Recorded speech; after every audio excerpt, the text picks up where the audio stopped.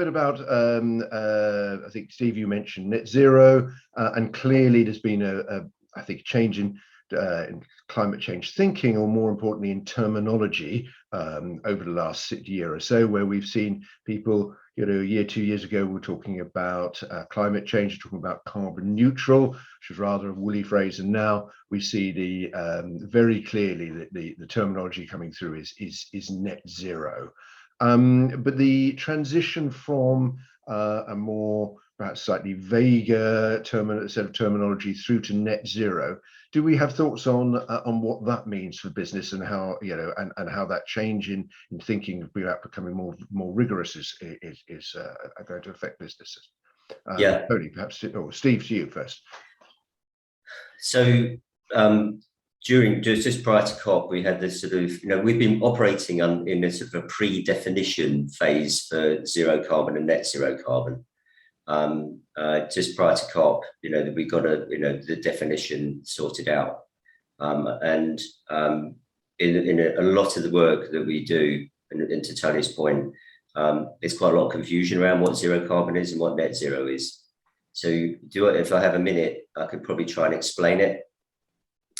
And if it's going to be a bit of a quick one, so bear with me, and there might be some nuances, but effectively, when you measure a carbon footprint in an organization, it's done in what we call 3 scopes: scopes 1, 2, and 3.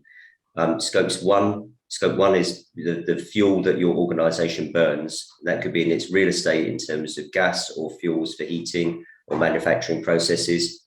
And in scope 2, in other areas of scope 1, are the fuel for your vehicles. So you have company fleet, company vehicles. So that could be petrol or diesel.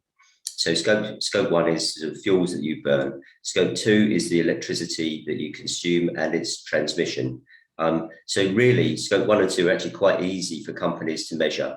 And if you are not measuring your scopes 1 and 2 now, you should absolutely start, because there's so many multiple benefits in doing that, which we can come to later.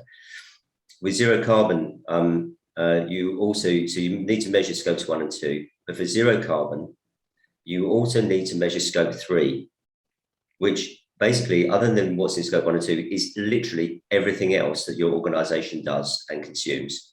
So upstream in your supply chain, that could be sort of manufacturing, it could be distribution, it could be all of the supply chain costs that enables you to run your services of your organization, its operations and its products. And downstream, it could be the distribution of those products, it could be their in-use phase, it could be those products at their end of life and how they're consumed. So scope 3 is vast.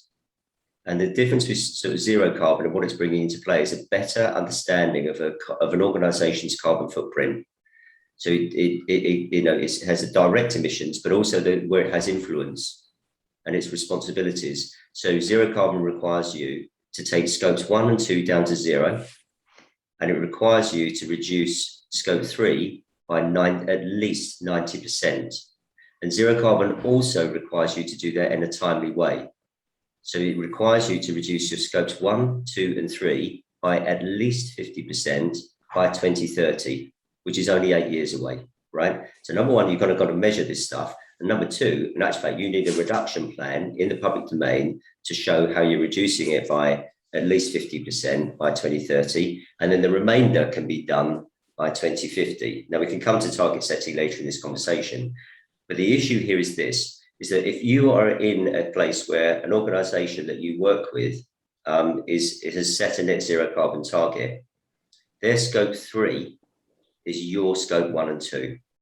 And so the game changer on zero carbon, where it's completely different from carbon neutral and other things, is that it brings companies together, it brings organizations together, and they can do that willingly in a collaborative way, or it could be a drag along, which is, I need your carbon and you've got to give it to me. And if you don't, I can't reach my net zero target, in which case, then we may not be working together.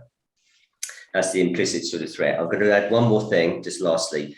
For net zero, if you can't get to absolute zero on your scope 3, you have to get your scope 3 down by at least 90%, and the remaining 10% or less, you can use carbon removal projects, which are sort of generally now nature-based solutions, either suck carbon out the atmosphere, to effectively offset that final 10%. But those are, specific types of projects, and they're not like most of the stuff you see in the carbon offset market right now.